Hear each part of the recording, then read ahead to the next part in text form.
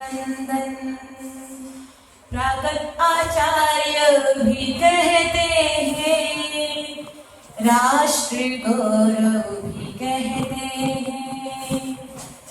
उद्धामारे सुनील सागर और कहीं ना रूप मिलेगा। आओगे जब तुम शरण में, महावीर सा रूप मिलेगा। जय बोलो परम पूज्य चतुर्थ भट्टाधीश आचार्य भगवान श्री सुनील सागर जी गुरुदेव की, तीन कम नौ करोड़ महामुनि राजों की,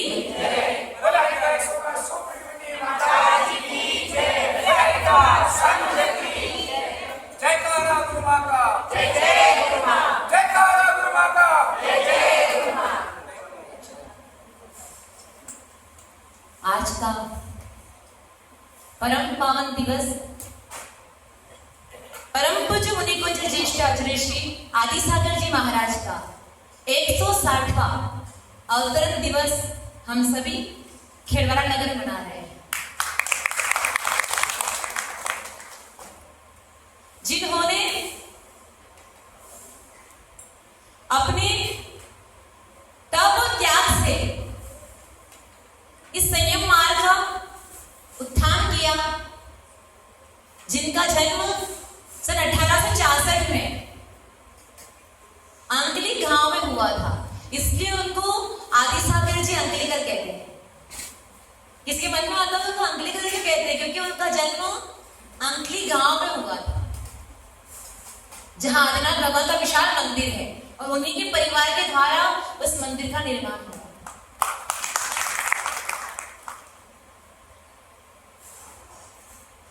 जन्म हुआ और ज्योतिष में कुंडली देखी, चेहरा भी देखा तो कहने लगे वो इतना लंबा ललाट, इतनी लंबी गर्दन, लगता है ये कोई साधारण प्राणी नहीं है, इससे धर्म का बहुत विकास होना है। लेकिन कभी सुख और कभी दुख जीवन में आते रहते हैं। 15 वर्ष के हुए, विवाह तो पहले ही हो गया था 12 वर्ष की उम्र में, क्योंकि वो जमाना ऐसा था। 1840 में जन्म हुआ तो उस जमाने में 10-12 वर्ष के थे, पापा ने विवाह भी करवा दिया था, पत्नी भी घर में आ गई थी, लेकिन दोस्त की तरह साथ में खेलते थे। अब वही था, क्या समझती, कुछ समझती नहीं। विवाह हुआ और 2-3 वर्ष हुए, उनकी उम्र 15 वर्ष की थी, पिता का देहांत हो गया। फिर 15 वर्ष की उम्र पूरे परिवार की जिम्मेदारी ऊपर आ गई और आगे बढ़े। मां ने संभाला, कोई बात नहीं। 26 वर्ष के हुए, माता भी इस दुनिया से चली गई। जीवन में कितनी परीक्षा, कितने संघर्ष होते हैं। अब पत्नी का साथ था, फिर समझ आई थी कि हाँ गृहस्थ जीवन क्या होता है। संतान उत्पत्ति भी हुई, एक बच्चा भी था, एक बच्ची भी थी। अच्छे से जीवन सुख से जी रहे थे। माता पिता का अभाव था, लेकिन फिर भी जानते थे तो चला गया, सब फिर से आना तो है नहीं। 35 वर्ष की उम्र हुई, पत्नी का भी देहांत हो गया। जीवन में कितनी परीक्षा हुई, कितने संघर्ष आए, अब जीवन वैराग्य से भर गया। और ध्यान रखना, पत्नी की समाधि करवा ली निर्यात्मक आचार्य बन के। जब वैद्य ने कहा कि इनका अब कुछ होना नहीं है, केवल सेवा ही करनी है, तो कहा जब सेवा ही करनी है तो अच्छे समाधि मैंने क्यों ना करवाए। जाना तो ऐसे भी रो या हंस के भेजो। पत्नी ने खूब समझाया, अभी तो आप 35 वर्ष में हो, बच्चे छोटे हैं, आप दूसरा विवाह कर लेना। उन्होंने कहा भाग्य में जब एक नहीं थी तो दूसरी क्या मिलने वाली है, अब मिले क्या, रहे तो बात है ना। पत्नी का जब समाधि वरण करवाया, इसके बाद बहुत वैराग्य हो गया जीवन से, सब कुछ नश्वर है। नहीं, जिम्मेदारी थी, एक बेटा भी था और बेटी भी थी। अंकली से उदगांव 3 किलोमीटर दूर लेकर स्वाध्याय के लिए भट्टाचार्य जी के पास जाया करते थे, केवल स्वाध्याय करने के लिए। एक दिन मूलाचार का स्वाध्याय भी करवाए, सारे स्वाध्याय मूलाचार का स्वाध्याय चला, सारे साधु की चर्या उसमें आई। 5 महाव्रत होते हैं, 5 समिति होती है, 6 आवश्यक, 5 इंद्र निरोध, 7 विशेष गुण, ऐसी चर्या होती है। नग्न रहते हैं दिगंबर साधु, आहार में नग्न भक्ति पूर्वक कोई श्रावक पड़गान करता है तो आहार ग्रहण करते हैं, नहीं तो वो भी आहार ग्रहण नहीं करेंगे। जब पढ़ा तो विश्वविद्यालय में आया कि सच में कितना गजब का जीवन होगा दिगंबर मुनि राजों का। खूब कोशिश की कि कहीं तो दिगंबर संतों के दर्शन मिले। ऐसा नहीं थे उस काल में दिगंबर संत नहीं थे, उस काल में भी दिगंबर साधु खूब थे, लेकिन उस काल में जब आहार के लिए साधु निकलते थे तो केले के पत्ते से ढककर, झुटका जो बोरी आती ना उसको ढककर आहार चर्या पे निकलते थे। तो उन्होंने कहा कि नहीं, ये दिगंबर चर्या पर अतिचार है। दिगंबर साधु पूर्ण निवस्त्र होकर नग्न मुद्रा के साथ में ही आहार चर्या के लिए निकलते हैं, तन पर धागा भी धारण नहीं करते। हम अगर मुनिराज बनेंगे तो ऐसे ही बनेंगे, हम मुनि बनेंगे तो बिल्कुल निवस्त्र होकर ही 24 घंटे, एक पल के लिए भी हम धागा धारण नहीं करेंगे, अतिचार नहीं लगाएंगे। ठीक है, कोशिश की, नांद्र के भट्टाचार्य जी के पास गए और कहा सुनो हमको दीक्षा लेनी है। तो उन्होंने कहा देखो दीक्षा भी किसे दी जाती है, या तो भाई एकदम कुंवारा हो जिसमें कोई जिम्मेदारी नहीं हो घर परिवार, या फिर जिन्होंने गृहस्थी बसाई है और गृहस्थी कर्तव्य पूर्ण कर दिए हैं, बच्चों की शादी हो चुकी है, बेटे की शादी हो चुकी है, पोता पोती की बात नहीं कर रहे। पोता पोती की जिम्मेदारी तो माता पिता पे है, दादा दादी में नहीं होती है। दादी सुन रहे हो, दादी तो है नहीं, ज्यादा दादियां ही नहीं। तो उन्होंने कहा कि अभी आपके दोनों बच्चे हैं, पत्नी नहीं है, माता पिता नहीं है, उन दोनों बच्चों का लालन पालन कौन करेगा? हम आपको दीक्षा नहीं दे सकते हैं, अगर दीक्षा देंगे तो हम पाप के भागी बनेंगे, उन बच्चों के साथ में अन्याय हो जाएगा, बच्चे अनाथ हो जाएंगे, किनके सहारे जीवन निभाएंगे? पहले बच्चों को बड़ा करो, फिर उनका विवाह करो, इसके बाद आप आना, हम आपको दीक्षा देने को तैयार है। लेकिन जब वैराग्य की आग भीतर में बहुत तीव्र होती है तो पूजाएं नहीं बुझती है, कितना भी पानी डालो वो तभी बुझती है जब तक वो कार्य सफल न हो। ठीक है, मन मार के घर परिवार में रह रहे थे, हर दिन बहन से बात करते थे मुझे दीक्षा लेनी है, ऐसा करना है, बहुत वैराग्य था। तो बहन ने कहा ठीक है भैया दीक्षा लेनी है तो ले लो, आपके दोनों बेटा बेटी को मैं संभालू। मतलब रक्षाबंधन का रिश्ता क्या होता है, वो आदिसागर जी महाराज की बहन, आदिसागर जी का पहले का नाम क्या था पता है आपको? शिव गोंडा पाटिल। आज भी उस गांव में उनका परिवार है शिशिर पाटिल। हम तो वहां भोजन करके आए। तो मतलब बहन से कहा कि वह मुझे तीव्र वैराग्य है, मैं नहीं रह पाऊंगा घर के अंदर। तो बहन ने कहा कोई बात नहीं, आपकी जितनी जमीन जायदाद है अभी हमारे नाम से रहेंगे, जब आपके बच्चे बड़े हो जाएंगे उनका विवाह करके उनके हाथों में उनको उनकी संपत्ति लौटा दूंगा। और सच में जैसा कहा था वैसे ईमानदारी से अपने कर्तव्य निभाए। और जब बहन ने जिम्मेदारी ले ली तो उन्होंने भी कुंभोज बाहुबली में जिनप्पा स्वामी से शुल्लक दीक्षा ग्रहण कर ली। उसमें केवल 40 वर्ष की उम्र थी। खूब अध्ययन किया, गजब का जीवन रहा उनका। ऐसे कहते हैं आदिसागर जी महाराज, जो कद्दू होता है ना, कद्दू हाथ से थोड़ा कच्चा चबाया 6 किलो का कद्दू एक साल, इतना कच्चों को पावरफुल प्राणी थे। फिर नाश्ते में भोजन कितना होता था? नाश्ता कहते हैं 1 किलो गुड़ और 1 किलो सिंगदाने कच्चे वाले, इतना मजबूत कृषि कर खेती करने वाले थे। एक बार तो क्या हुआ था, खेती करते करते रात हो गई। सब वहां अभी भी जाओ दक्षिण भारत में तो खेती वाले मिलते हैं। यहाँ पर लड़की पूछती कि लड़का क्या जॉब करता है, वहां पर पूछते कि कितनी जमीन जायदाद है उनके पास में। हाँ, अंकलिंग में आज भी खेती कितनी है इनकी, कितना है ना वो होता है, जमीन कितनी है, कितनी एकड़ भूमि है खेती करने के लिए, आज भी लड़की तभी मिलती है। वहां के लोगों को वहां की लड़की नहीं मिल रही, बताओ वहां की लड़की यहाँ क्यों आएंगी? वीरेंद्र जी कहाँ गए?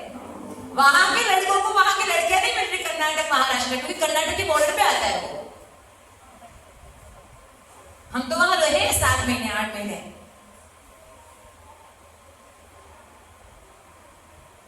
तो फिर बताओ वहां की बेटे यहाँ क्यों आएगी? खेती वाले का काम है, तब भी बहुत विकास हो चुका है। खेती में भी ऐसी खेती नहीं चलती वहां पे। यहाँ के आदिवासी खेती और वहां के जैनों की खेती बहुत स्टैंडर्ड खेती होती है वहां पे। आप जाकर देखना, खेती वालों के बंगले बने हुए हैं, हेलीकॉप्टर में घूमते हैं। खेती सामने थोड़ी गरीबी वहां पे। खेती भी इतनी हिम्मत से की जाती है, पूरे पुरुषार्थ से की जाती है। सैकड़ों लोग का काम करते होंगे खेतों में। तो अपन आदि सागर जी महाराज की बात करें, जब वो शिव गोंडा थे, जब खेती करते करते रात हो गई, फसल काटते काटते, और बैलगाड़ी थी उस समय जमाने में, तो बैलगाड़ी में सारे अनाज भर के लेके आ रहे थे। हुआ कि एक बैल को चोट लग गई। उन्होंने क्या किया, अब बैल चलने में समर्थ नहीं है। तत्वार सूत्र में आया है, अगर आपके अधीन कोई नौकर है, कोई भी प्राणी है, अगर वो भूखा प्यासा रहता है, उसकी मेहनत से कम पैसा मिलता है, तो कहा है अति भारारोपण नाम का दोष लगता है, हिंसा कहलाती है। ये अहिंसा अनुरक्त का अतिचार है, अति भारारोपण। किसी से ज्यादा काम करवा लेना, मेहनत के पैसे नहीं देना, भूखा प्यासा रखना, बासी भोजन खिलाना। तो जैसे आपके शासक पशु भी हैं, पशु भूखे नहीं रहने चाहिए। अगर आपको दूध दे रही है गाय, भैंस दूध दे रही है, आप काम कर रही है, तो भूखा पैसा रख रहे हो, तो आपको हिंसा का दोष लग रहा है। तो उन्होंने क्या किया, अब एक बैल को पैरों में चोट आ चुकी है, क्या किया जाए? तो उन्होंने क्या किया, उस बैल को निकाला और साइड बांध के रख दिया, और एक तरफ एक बैल, दूसरी तरफ आचार्य शिव गोंडा पाटिल, और बैलगाड़ी खींचते हुए घर पे लेके आ रहे।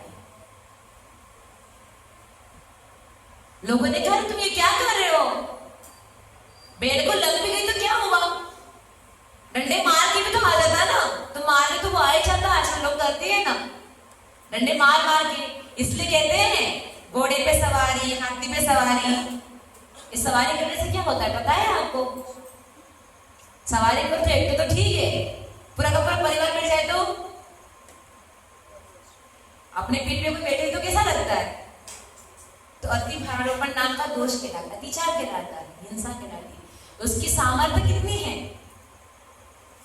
तो उन्होंने कहा कि नहीं, बैल थक चुका था, चोट आ गई थी, क्या फर्क पड़ा अगर हम खींच के लिए? ऐसा काम कौन करता होगा? इतनी गजब की पीतल में दया। और कहते एक बार तो पश्चिम महाराष्ट्र में आता है अंकली गांव।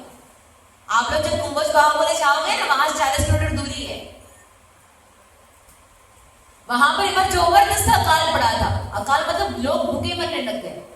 क्या किया जाए? अब ये तो बड़े परिवार से थे, तो घर में अनाज के गोदाम भरे हुए थे, आज भी रहते हैं गोदाम भरे हुए।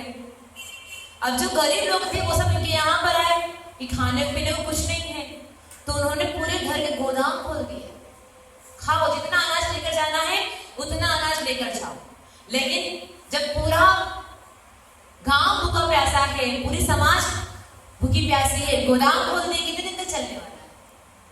अब फिर हफ्ते 2 हफ्ते हुए, लोग फिर से आए कि हमको तो और चाहिए। अब क्या किया जाए? तो उन्होंने स्वयं से यहाँ की समाज के लोग घर घर जा रहे हैं ना कि विधान करवाना है, कल्पद्रुम महावरा विधान करवाना है, बड़े धूमधाम से करवाना है। कितनी मेहनत कर रहे हैं, परसों शाम को जयपुर गए, सुबह आए कितने बजे, 6:30 बजे आए, और 6:30 बजे आते ही शायद दूध नाश्ता भी नहीं किया होगा और आकर यहाँ धूमधाम दौड़ भाग कर। कितनी हिम्मत चाहिए बताओ।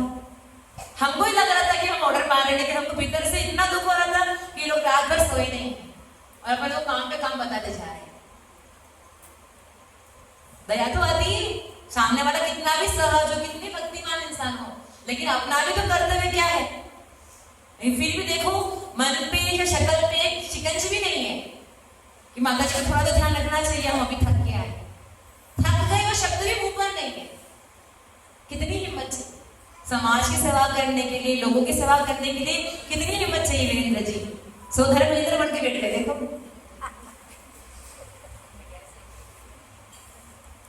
तो वही आदिसागर जी महाराज का जीवन था जो शिव गोंडा थे। उन्होंने समाज के लोगों से हाथ जोड़े, जो बड़े लोग थे, पाटीदार लोग थे, जिनके अनाज के गोदाम अभी भी भरे हुए थे। कहा कि अकेले खाने की प्रवृत्ति तो कुत्ते की होती है, इंसान तो मिलकर खाया करता है। आप अकेले खा लोगे, पूरी समाज भूखी मर रही है। उन्होंने कहा हम तो नहीं खोलेंगे गोदाम। वो कम थोड़ी थे जिनका रास्ता इतना हाई फाई था, एक घड़ा भर के छाछ भी लेते थे। देखो ये लोग थक गए, माता जी के 2 उपवास हुए थे, अभी तक ये खुशी खुशी बैठी हुई है। सीखना चाहिए साधुओं से।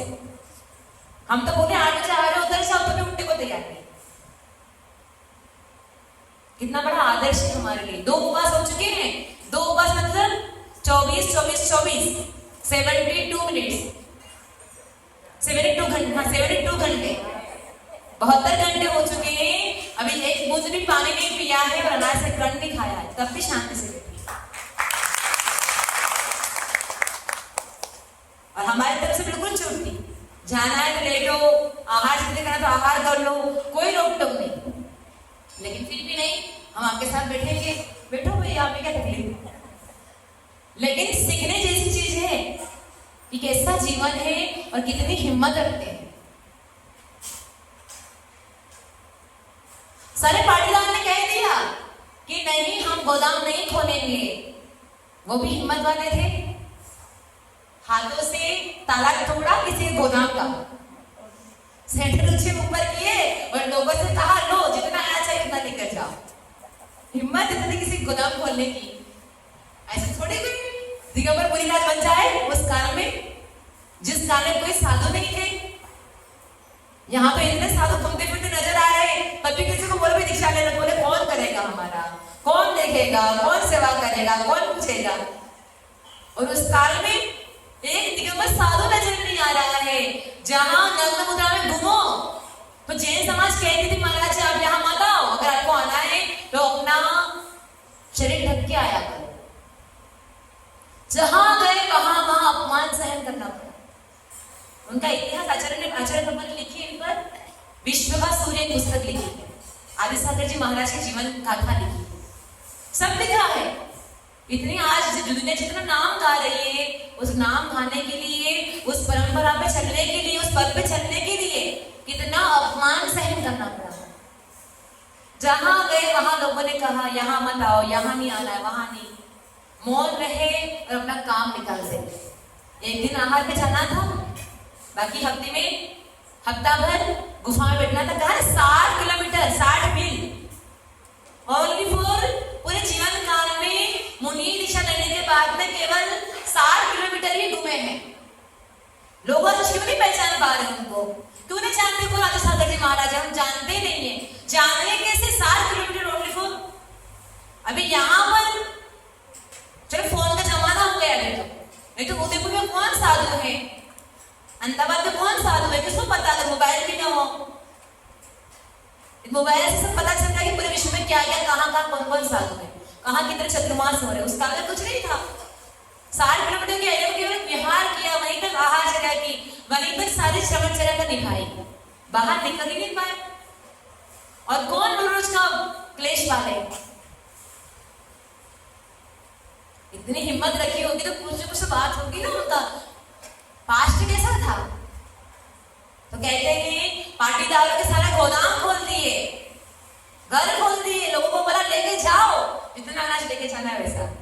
कुलदीप भैया जैसे ही होंगे, हिम्मत वाले। तो बता नहीं, यही भी थोड़ा डर के रहते हैं।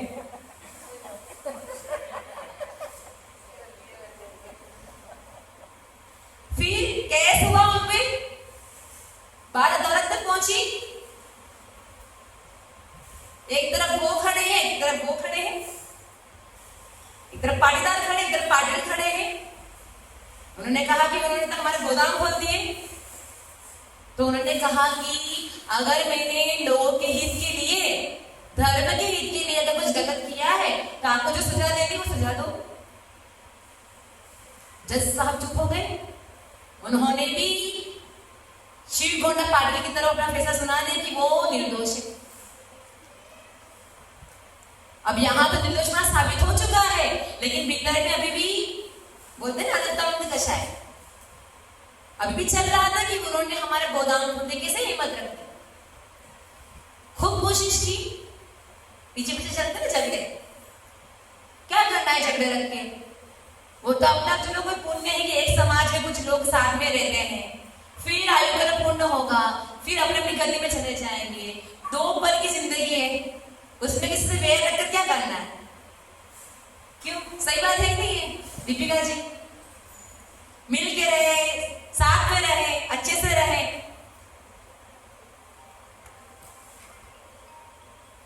खूब कोशिश की, कोई बात नहीं, क्योंकि शिव गोंडा पाटिल बहुत समझदार शिव थे। कोई बात नहीं, क्षमा मांग ली, भाई हमने किया ऐसा, हमें क्षमा कर लीजिए। लेकिन कहते जिनकी दुष्ट प्रवृत्ति होती है वो कभी क्षमा नहीं करते। कल उत्तम क्षमा धर्म प्रारंभ होने वाला है। एक दिन के लिए क्षमा के दिन लोग ध्यान करते देखते हो। लोग क्या करेंगे पता है? क्षमा कैसे मांगेंगे? जिसे फ्रेंडशिप है, जिसे दुश्मनी उनसे तो बोलेंगे भी नहीं, है ना? उत्तम क्षमा धर्म बना लिया हम सबने मिलकर। उत्तम क्षमा धर्म होता है क्या? नहीं होता। हुआ ऐसा कि एक दिन फिर शिव गोंडा खेती का काम करते करते बैठे हो गए। देखा कि जो बहुत जोर से बच्चा रो रहा है, बहुत जोर से आवाज आ रही है। कहां से आ रही है? तो देखा कि तांत्रिक एक बच्चे को बोरे भरा हुआ है, बांध कर लेकर जा रहा है। बच्चा चिल्ला रहा है अंदर ही अंदर।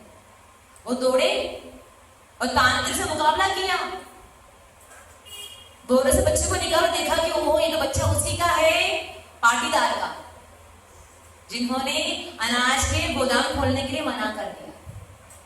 लेकिन कहा कोई बात नहीं। उन्होंने अपने को कोर्ट तक पहुंचाया, अदालत तक पहुंचाया, अपने पे केस किया, लेकिन फिर भी बच्चा निर्दोष है,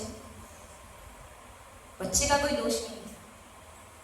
और अपने कंधे में बच्चे को बिठाया, वो लेकर थे पाटीदार के घर तक। हिम्मत हो किसी की जिसमें कोर्ट में जाकर खड़ा कर दिया, उसके घर पे उस बच्चों को सुरक्षित रख कर गए। इधर पूरा परिवार ढूंढ रहा, बच्चा कहाँ गया? देखा, बच्चे को उतारा, बच्चा दौड़ के उनकी गोदी, पिता के गोदी में चला गया। देखा तो कहा यही जरूर लेके गया। आज बचाने वाले दोषी ठहराते हैं। बच्चे ने कहा नहीं नहीं पिता, अगर आज ये ना आती तो आज मैं यहाँ ना होता, आप मुझे देख नहीं पाते। वो पाटीदार के आंखों में आंसू आ गए। मैंने इतना किया, इतना बुरा किया, लेकिन फिर भी आपने अपनी सहजता नहीं छोड़ी, आपने अपना क्षमा गुण नहीं छोड़ा। इतनी क्षमा भाव, तभी तो ऐसे जीव होते हैं जिनके भीतर में कषाय बंद हो, वही तो जीव आगे जाके कुछ बनते हैं। जिनके भीतर कषाय चलती रहे, वो कुछ कर पाता है क्या? कुछ नहीं कर पाता, क्योंकि कषाय चल रही मतलब पाप कर्म का आश्रय होता जा रहा है, और जिन्होंने छोड़ दिया मतलब पुण्य का आश्रय करते जा रहा है। हो गया सब हो गया। उस समय कर्मों का उदय ऐसा था, वैसा हो गया। हमारी माता जी किसको दोष देगी? 4 लाइन का रोड क्रॉस करके ऐसे पहले का उपवास था, इतना बड़ा चूहा दिख गया मरा हुआ, किसको दोष देंगे? अब चौके वाले बोले हमारा चौका खाली गया, बोलते रहो भैया, बोलो तो तुम्हारा चौका खाली गया, हमारे माता जी पेट खाली गया। तुम्हारा चौका खाली भी कैसे तुमने खा लिया, हमारा पेट खाली हुआ तो अब बात भी 24 घंटे बाद की गई। अब नहीं था भाग्य में साधु का पड़गान, घर के बाहर आके सब लौट के आ गए। किसकी हिम्मत? एक बार हो गई तो हो गई अंतर। अब कौन लेके जा सकता है, कौन आहार करवा सकता है? फिर भी किसी को दोष नहीं दिया, नहीं हमारे कर्मों का उदय था। और क्या कहते पता है? अच्छा हुआ मेरा एक ऊपर सादा हो गया। मेरा धन्य हो, वो तो आप हो तो हम तो पहुंच जाते हैं। अपना तो एक ही खाली करता है। तो कहने का मतलब जो जीवन में कुछ उतना विकास करने वाले, उत्थान करने वाले हैं, वो उतने ही भारी होते हैं। देखा, भारी चीज जो होती है ना, वो उछलती नहीं है। घड़े में पानी कब उछलता है? जब घड़ा आधा खाली होता है, हल्का होता है। भारी हो तो नहीं उछलेगा। वैसे ही जिंदगी जीवन जितना भारीपन हो, जितनी सहन शक्ति होती है, वो उतना ही स्थिर रहता है, गंभीर रहता है। आदि सागर जी महाराज जी कितनी संकट है, कितने संकट है। और पत्नी का साथ छूट गया, लेकिन साथ देने वाला कोई ना कोई तो मिलता है। शुल्लक दीक्षा भी नहीं ली कुंभज बाहुबली में। फिर अब कहे कि हमको तो ये भी नहीं जम रहा है। क्या जम रहा है? अब तक हमको लंगोटी भी नहीं जम रही है। तो कहते हैं अब किन से दीक्षा ली जाए? मुनि दीक्षा देने वाला कोई बड़ा तो होना चाहिए ना। तो भट्टारक थे, उन्होंने शुल्लक दीक्षा ली थी। उस काल में भट्टारक मुनि जी से चर्या करते थे। ये वाले भट्टारक नहीं होते, आराम से घूम फिर उस समय बहुत हाँ सिद्धियां होती है भट्टारकों के पास में। प्रतापगढ़ में नंदी शब्द उड़ के आया है। वागल पारशनाथ में मंदिर उड़ के आए, पारशनाथ की मूर्ति उड़ के आई है। कैसे आए? भट्टारकों की ऐसी विद्याएं होती थी, तपस्वी हुआ। शुल्लक अपन देखो ना, अभी वो पढ़ते ना, रक्षाबंधन की जो कथा पढ़ी है, शूरसागर मुनिराज ने शुल्लक को भेजा था विष्णु कुमार मुनिराज के पास में। मतलब शुल्लक भी इतना पावरफुल, इतना रिद्धिधारी हो सकता है कि आकाश में गमन कर पाए। ये तो पंचम काल है कि इस काल में इतनी रिद्धियां नहीं, इतनी तपस्या नहीं है। नहीं तो होती थी भट्टारकों के पास बहुत रिद्धियां, बहुत तपस्वी हुआ करते थे। जिनप्पा स्वामी के पास में शुल्लक दीक्षा ली। फिर 5 वर्ष और हो गए, अब कहे कि नहीं मुनि दीक्षा लेनी है। तो कुंथलगिरी, जहां देशभूषण और कुलभूषण की मोक्ष स्थली है, वहां से उन्होंने स्वयं प्रभु के साक्षी में दिगंबर दीक्षा ग्रहण की। जहां पर दक्षिण वाले आचार्य शांति सागर जी महाराज 36 उपवास पूर्वक समाधि ग्रहण की। उनसे किसी ने पूछा कि आप यहाँ समाधि के लिए आपने ये स्थल क्यों चयन किया? तो उन्होंने कहा कि यहाँ पर आचार्य आदि सागर जी महाराज ने मुनि दीक्षा ग्रहण की, इसलिए हमारी भावना हुई कि हम यहाँ पर समाधि वरण करें। तो इतनी पावन भूमि, और दीक्षा लेने के बाद में खूब धर्म की प्रभावना की, खूब धर्म की प्रभावना की। और कहते हैं जब जीवन के अंतिम क्षण निकट आए तो 14 उपवास निर्जल, 14 उपवास पूर्वक उन्होंने समाधि वरण किया। और आचार्य महावीर कीर्ति जी को उन्होंने अपना आचार्य पद दिया। फिर लोग पूछते मतलब अंकली की परंपरा कौन सी है, क्या होती है? सुन लो भैया, पूछ रहे थे ना अंकलिकर परंपरा। अंकलिकर क्यों कहते हैं? आचार्य आदि सागर जी महाराज अंकली गांव के थे, तो अंकलिकर कहते हैं। फिर उन्होंने अपना पट्ट दिया आचार्य महावीर कीर्ति जी महाराज को, जो 18 भाषाओं के ज्ञाता थे, पशु पक्षियों की भाषा समझते थे। बहुत उदाहरण है, कभी सुनाएंगे आपको प्रवचन में। और उन्होंने मेहसाणा में आचार्य श्रीमती सागर जी महाराज, जो उनके शिष्य के शिष्य थे, आचार्य महावीर कीर्ति महाराज के प्रथम शिष्य थे विमल सागर जी महाराज। और विमल सागर जी महाराज से आचार्य श्रीमती सागर जी की मुनि दीक्षा हुई थी। लेकिन पढ़ाई करने के लिए वो दादा गुरु के पास गए थे, आचार्य महावीर कीर्ति महाराज जी के पास। इसलिए आचार्य महावीर कीर्ति जी महाराज को आचार्य श्रीमती सागर जी महाराज बहुत जम गए थे, उनकी त्याग, तपस्या, चर्या, साधना। तो उन्होंने अपना पट आचार्य श्रीमती सागर जी महाराज को दिया था, मेहसाणा गुजरात में। और आचार्य श्रीमती सागर जी महाराज सब जानते हैं, 48 घंटे में केवल एक बार मट्ठा पानी लेने वाले। दीक्षा होते ही नमक का त्याग कर लिया था, धीरे धीरे षड्रसों का त्याग कर लिया, अनाज का त्याग कर लिया और जीवन के अंतिम 10 वर्ष केवल मट्ठा पानी पर पूरा जीवन निकाला है, वो भी 48 घंटे में एक बार। उसमें भी वर्ष में 3 बार 10 लक्षण पर्व आते थे, तीनों बार 10 उपवास निर्जल होते थे, वर्ष में 3 बार। हम 10 साल में कभी एक बार करें माता जी, हमारे तो हो गए। आषाढ़ी का पर्व वर्ष में 3 बार आते थे, तीनों बार 8 उपवास करते थे आचार्य संत जी महाराज। और कहते हैं कोल्हापुर में, महाराष्ट्र के कोल्हापुर में उनका महावीर स्वामी की शरण में समाधि वरण किया और उन्होंने लिखित पत्र में आचार्य सुनील सागर जी को अपना पट्टाचार्य घोषित किया। इसलिए आचार्य भगवान को चतुर्थ पट्टाधीश कहते हैं, चतुर्थ पट्ट पर विराजमान। चतुर्थ पट्टाधीश बनने लायक भी थे, खूब कोशिश की, हमको पद नहीं चाहिए, हमको पद नहीं चाहिए, हमको जो जिम्मेदारी करनी है वो बिना पद करनी है। लेकिन कभी कभी पद की जरूरत होती है, पद निभाने के लिए, कर्तव्य निभाने के लिए बिना पद के कार्य नहीं होता, बिना पद के कार्य नहीं होता। क्यों वीरेंद्र जी?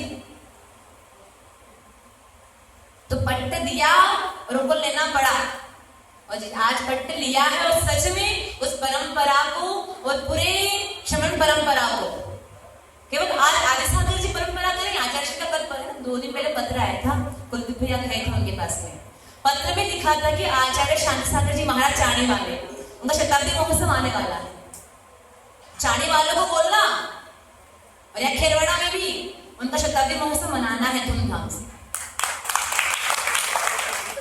एक ऐसा संघ है आचार्य सुनील सागर जी महाराज का, जहां आचार्य दक्षिण वाले शांति सागर जी हो, चाणी वाले शांति सागर जी हो या आचार्य आदि सागर, तीनों परंपरा के सारे महोत्सव, चाहे जन्म जयंती महोत्सव हो, समाधि दिवस हो, दीक्षा महोत्सव हो, कोई भी महोत्सव हो, सब कुछ आचार्य भगत मनाते हैं। कोई भेदभाव नहीं, भेदभाव केवल एक व्यवस्था का है, परंपरा को कोई भेदभाव नहीं। सब हमारे गुरु हैं, सब दिगंबर मुनिराज हैं और सभी महावीर स्वामी के ही पद पर चलने वाले हैं। सबका जीवन, सबका श्रमण धर्म एक जैसा है। इसलिए आज आचार्य भगवान के निमित्त से जिन धर्म की बहुत ही महत्व की प्रभावना हो रही है और आगे भी उनके निमित्त से ऐसी जिन धर्म की प्रभावना होती रहे और हम सबका कल्याण होता रहे। जय परम पूजा आचार्य भगवान सुनील सागर जी गुरुदेव की जय। आप लोगों को महार्घ चढ़ाना है, हम जा रहे हैं। जिनवाणी के ज्ञान के सूची लोकानो सोवाने मस्तंतर सदा नित्य तो